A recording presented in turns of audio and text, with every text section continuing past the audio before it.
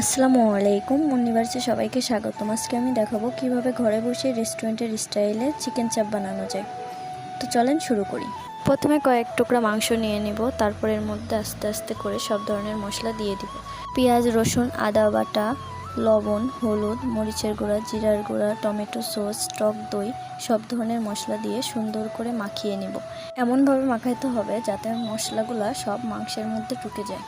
তো আমার মাখানো শেষ। এরপরে কড়াইয়ের মধ্যে একটু তেল দিব, তেল দিয়ে সবগুলা মাংস একে একে তেলের মধ্যে ছেড়ে দিব।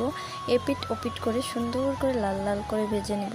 খেয়াল রাখতে হবে ভিতরে যাতে সিদ্ধ হয়, হালকা তাপে সুন্দর করে ভেজে নিতে হবে। এই তো আমার ভাজা শেষ হয়ে গিয়েছে। এরপরে একে একে সবগুলা উঠিয়ে নিয়ে সুন্দর করে কেটে টুকরা টুকরা করে কেটে নিতে হবে, এই যে ভিডিওতে যেমন দেখছেন।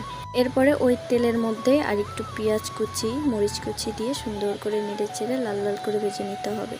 ভাজা হয়ে গেলে মাংসে মাখানো যে মশলাটা ছিল সেই মশলাটা দিয়ে দিব, দিয়ে একটু সুন্দর করে নাড়াচাড়া করে দিয়ে ভেজে নিব যাতে মশলার গন্ধটা না হয়।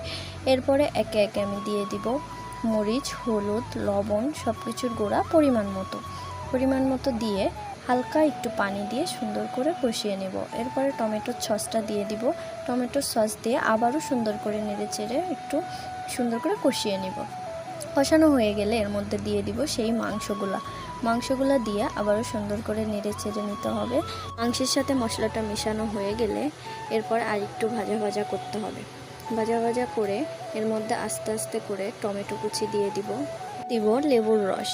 একটু লেবুর রস দিতে হবে যাতে এটার কোনো মশলার গন্ধ বা অন্য কোনো ব্যাড স্মেল না আসে, এটা থেকে সুন্দর একটা ফ্লেভার পাবেন লেবু দিলে।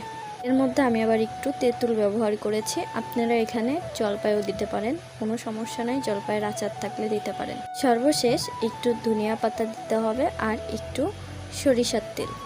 এই দুইটা উপকরণ শেষের দিকে দিবেন, দিয়ে সুন্দর করে নেড়ে চেড়ে নেবেন আস্তে, একদম লো হিটে অনেকক্ষণ ভাজা ভাজা করতে হবে এটা।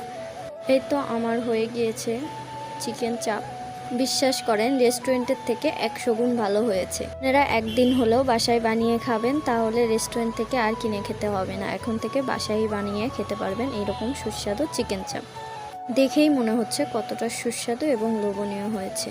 তো আজকের ভিডিও এ পর্যন্তই, দেখা হবে নেক্সট কোনো ভিডিওতে। ভালো থাকবেন, সুস্থ থাকবেন এবং মুন্নিভার্সের সাথেই থাকবেন। আল্লাহ হাফেজ।